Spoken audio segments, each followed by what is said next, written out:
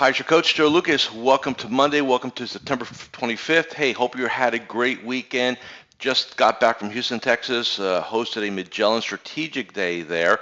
And I do want to spend a few minutes talking about one of the topics that the group brought. And we had some really good back and forth, and I want to make sure I share it with you. But before that, here we are, the end of the month of September. Really, just one business week left, right? And then we pivot into the fourth quarter.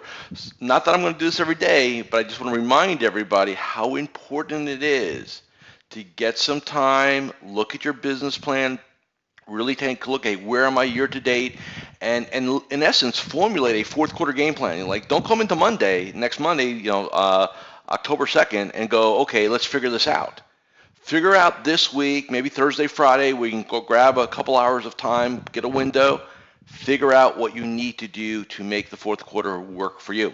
More about that on future episodes. Let's talk about what our Magellan Strategic Group talked about in Houston, Texas this past Friday. The social media, which is, when you say social media for advisors, okay, well, what does that mean? Does that mean that we have a LinkedIn profile and maybe a Facebook profile and maybe a Twitter account, and we get these very sanitary, compliance-driven articles, and we push them out there, and I'm a little different because I have a lot of you as LinkedIn profile member connections, so I get to see 15 of the same thing, right, flow into me, and I know that doesn't happen in the real world. But here's the point we came about in Houston. There's social media for doing social media. So why do advisors do social media? I think a lot of advisors do social media because, well, all the other advisors are doing social media, and and the consultants tell you should do social media, and so, but what is it you're trying to get done, right? And I think that's really the key point. If you're just there to kind of throw stuff up there, right? And well, I'll just, we've got this compliance approved this, compliance approved that, and we'll just put it up there. And it's not even written by you. It's not anything about your personality, who you are as a person and a professional. I'll make the comment, it's meaningless. It's just noise.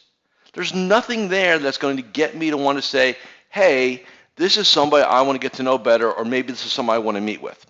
So I'm going to lay out for you what I believe we all need to be doing now and forever forward. Number one is we are in a personality-driven business. Now, you've not heard me really say that before, but let me explain what I mean by a personality-driven business. What that really states is that you, the advisor, or the primary entity, or the primary reason, the primary product, right? Your personality. Either people like you or they don't. Either you have a rapport or they don't. And I don't care how bright you are, how smart you are. If people don't like you, they're not going to give you their money. Period. I don't care what anybody says, right? So then the question becomes, well, how does somebody get to know me if they never met with me before? There are two modalities that will give you a lot of influence. Now let's talk about, you can go back to Robert Cialdini's work. There's other places, if you look for human communication and human influence, right? There are three forms of human influence / communication. Number one is words. Number two is voice qualities, right? Kind of how we say things. And three is physiology, which is just a big word for body language, right? Three things. Now when you do newsletters, and even if you don't write them, right, it's words, right? Just words. There's nothing there. Written words. 7% of human influence, plus or minus, okay? So you write a nice article, who cares?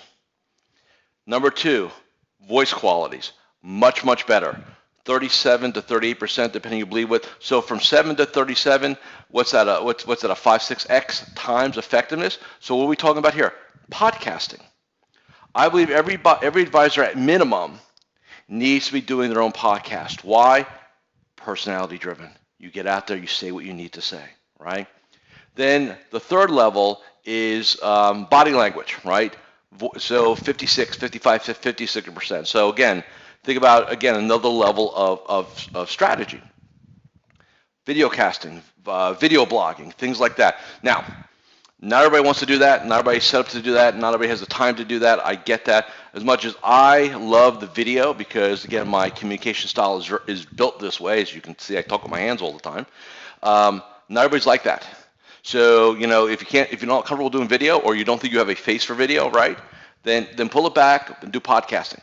But you've got to find a strategy. I'm not saying, hey, drop everything today, but when we get into business planning, which, tis the season pretty soon on that, you've got to think about, okay, how do I get out there and really put me out there? Personality driven. Because otherwise, especially if you're a situation that is, I get the same article that 10,000 other advisors get access to, right? There's no differential there. It's just garbage. Just like, it's almost like junk mail, right? Third class. You're just putting stuff in their box, and hopefully they'll take a look at it. It's not about you.